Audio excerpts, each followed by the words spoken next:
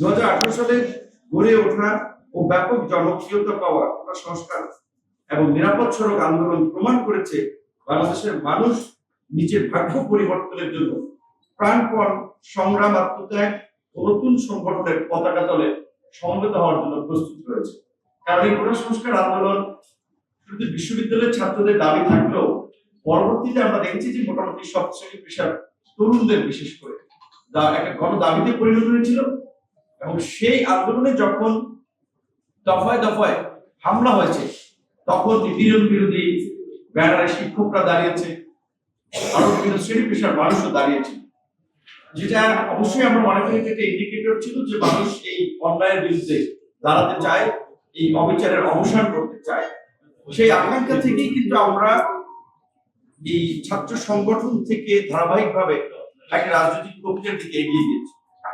যে কারণে আমরা তখন, যেহেতু 21 সালে বাংলাদেশের স্বাধীনতার সুবর্ণ জয়ন্তী ছিল, আমরা সে সময় বলছিলাম যে স্বাধীনতার সুবর্ণ জয়ন্তীতে আমরা প্রিয় দেশবাসীর সামনে হাজির হয়েছি মহান সৃষ্টিকর্তার উপর ভরসা করে আমূল বদলে দেওয়ার বার্তা নিয়ে, নতুন করে বাংলাদেশকে গড়ার প্রত্যয় সহকারে।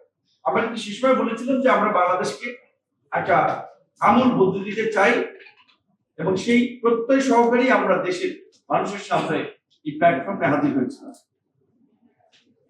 আমরা পরিষ্কারভাবে বলেছিলাম যে বাংলাদেশের 50 বছরেও গণতন্ত্র আসেনি, ভোটাধিকার হারিয়ে গেছে, মৌলিক ও মানবাধিকার নেই, সুশাসন সুবিচার সুদূর পরাও, কখনো সামরিক স্বৈরাচার, কখনো গণতন্ত্রের ছদ্মবেশধারী দুই পক্ষের হানাহানির মধ্যেও গত কয়েক বছর দেশে একটি দুর্বল ও ভঙ্গুর গণতান্ত্রিক নির্বাচনী ব্যবস্থা চালু ছিল, তাও এখন আর নাই। কারণ 2021 সালে সংবিধান থেকে কেয়ারটেকার গভর্নমেন্ট বিলোপ করার মধ্যে দিয়ে ওই যে বাংলাদেশের লাস্ট 15 ইয়ার্সে যে একটা সোশ্যাল কন্ট্রাক্ট বা সামাজিক চুক্তি ছিল যে আমরা একটা সুষ্ঠু নির্বাচন করবো, এই প্রক্রিয়ায় সেটাই সরকার তুলে দিয়ে কিন্তু সেই সংকটটি তৈরি করেছে। যে কারণে কিন্তু আমরা সেই কথাটি আমাদের সেই ঘোষণাপত্র পরিষ্কারভাবে বলেছি। এবং আমরা বলেছি যে আপনারা দেখেছেন বাংলাদেশের জন্ম থেকে 72 থেকে 90 পর্যন্ত এক ধরনের শাসন ব্যবস্থা ছিল, যার অধিকাংশ সময় ছিল সামরিক শাসন, কু পাল্টা কু। 90 পরবর্তী সময় যে আমরা একটা সংসদীয় গণতন্ত্রের দিকে যাত্রা শুরু করলাম, সেটাও ওই যেই লঙ্কায় গিয়েছে সেই রাবণ হয়েছে। যেই ক্ষমতায় গিয়েছে পুরো রাষ্ট্রযন্ত্রকে দলীয়করণ করা, পরবর্তীতে ক্ষমতায় থাকার প্রবণতা, এটা সব শাসকদের মধ্যেই কিন্তু ছিল। যে কারণে আমরা বলেছিলাম যে বিভাজন, এই সহিংসতা, এই ক্ষমতার দখলের অপরাজনীতির একটা পরিবর্তন হওয়া দরকার। যে কারণে আমরা গণ অধিকার পরিষদের নতুন প্ল্যাটফর্ম